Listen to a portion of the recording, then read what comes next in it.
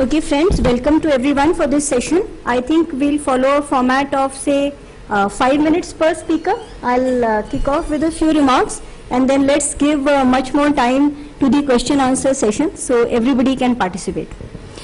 Friends, the theme of this session, making healthcare, health insurance affordable and accessible to all, is indeed very important for this country. And it is my belief that health insurance can indeed be a means for reaching universal health care. At least if we look at the international experience, insurance is the means which has been followed by a very large number of countries. And some have been successful, some have been not so successful, but invariably it's been a very important mechanism. Today, if we look at the Indian scenario, we find that actually other than the government-sponsored health insurance schemes, private health insurance penetration in the market has been very, very limited.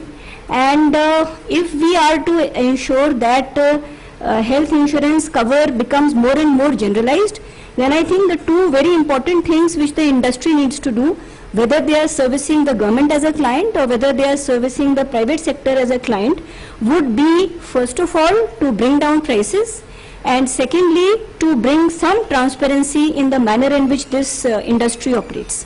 Until such time as they can achieve these two things of bringing down prices and bringing about transparency, I see a lot of difficulties in any expansion in this sector. If you look at the size of the sector in India today, it's around 23,000 crores per annum. Out of this 23,000 crores, government contributes about 1/3 of this kitty. That's about 8,000. And the remaining 15,000 is paid up premium by the private investor.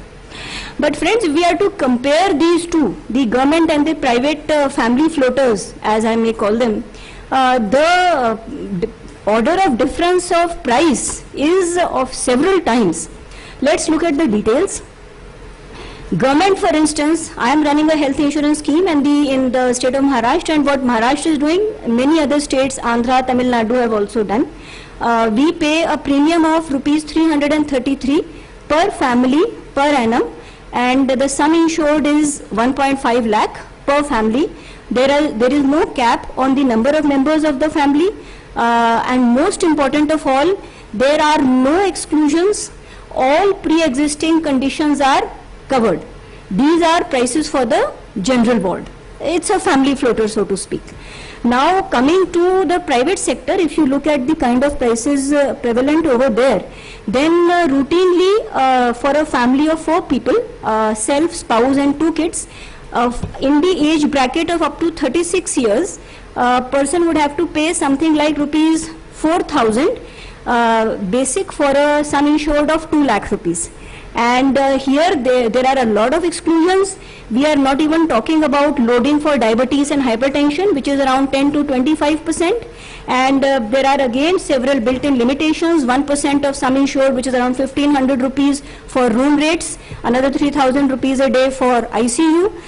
If you compare these two, 333 and 4,000, and by the way this 4,000 keeps on increasing by 1,000-1,500 rupees for every year of age that is added. So by the time you reach 46 years, this premium goes up to 7,000. If you are to compare 333 and 7,000, then the difference is of the order of 25 to 50 times. Actually there is no comparison. And over here, my friend Mr. Velumani made a very important point about volumes, but health insurance is one industry, unfortunately, where volume doesn't seem to have any impact on most things.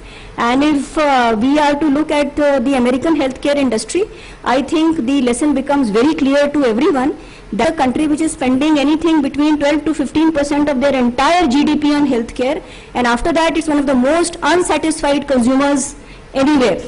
So why is that? Why should it be possible for the government to offer 333 per family premium, cover all pre-existing diseases, and for the private sector to charge 6 to 7,000 for the same product?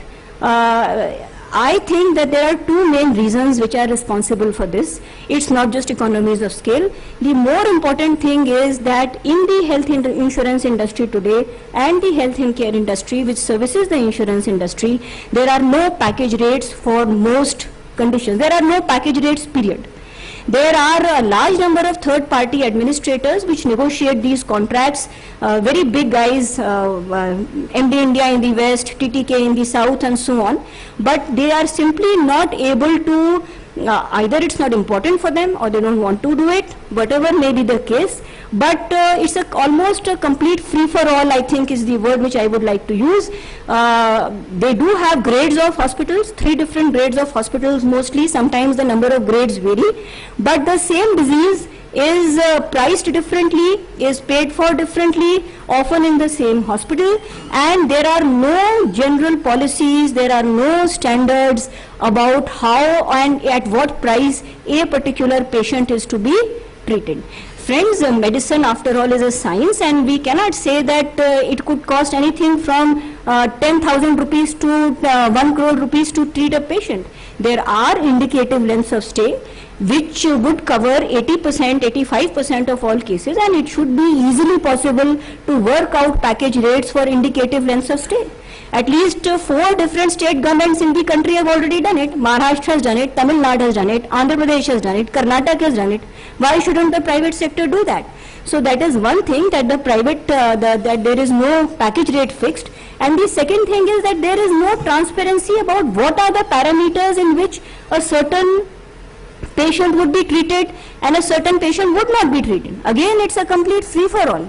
When we talk, and I have many friends in the insurance industry, when I ask them, why don't you link clinical protocols with any reimbursement request? Every single insurance treatment, there is a process of pre-authorization.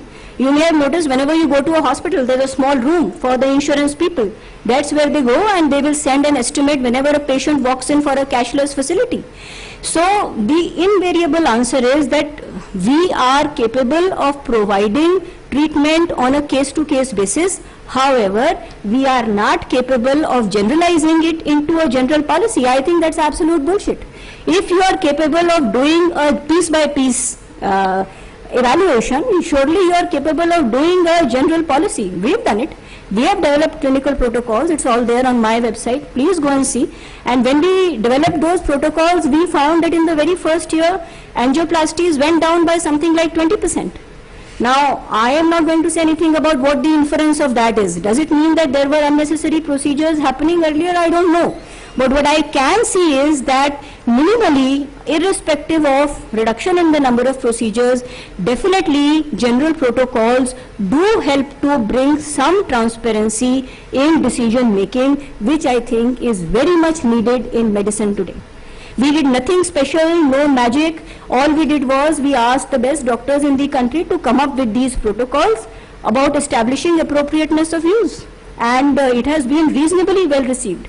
Until such time as we are able to achieve these two things of transparency and protocols, I think it will be very difficult for the private sector, whether it's servicing government clients or private people, of inspiring any trust in the patient. Most people that I know are so wary of buying any insurance cover because they say, how do I know? A gets treated, B doesn't get treated, A gets the full package, B gets half the rate. What is the reason for settling a certain bill for 1 lakh and settling another for 1.5? No, there's nothing. There are no parameters any which way. So my suggestion to all of you is that unless we can bring an end to this free-for-all and have some transparency, some rationalization, any amount of increase in the kitty, and the kitty is going to increase. Invariably it's going to increase. A certain one estimate says that by 2020, 80% of the country will be under some cover of some kind. But if the private health insurance industry continues in the same fashion as it is doing today, then I can assure you that the majority of that market will be held by government, not by the private sector. Is this what we wish to achieve? I think we need to certainly look at that case, and I would once again like to say that there is scope for a lot of reduction in prices. Till 10 years ago, a heart bypass in Bombay used to cost 3,80,000. Today, after 2 years of this Rajiv Gandhi Yojana, prices have come down to 1,75,000 for the general ward. I am not talking about small 3-star nursing homes. I am talking about Jaslok Hospital, Bombay Hospital, best hospitals in Bombay. So there is a lot of flab in those rates. We can address the issue. Let's see how to do it. Thank you.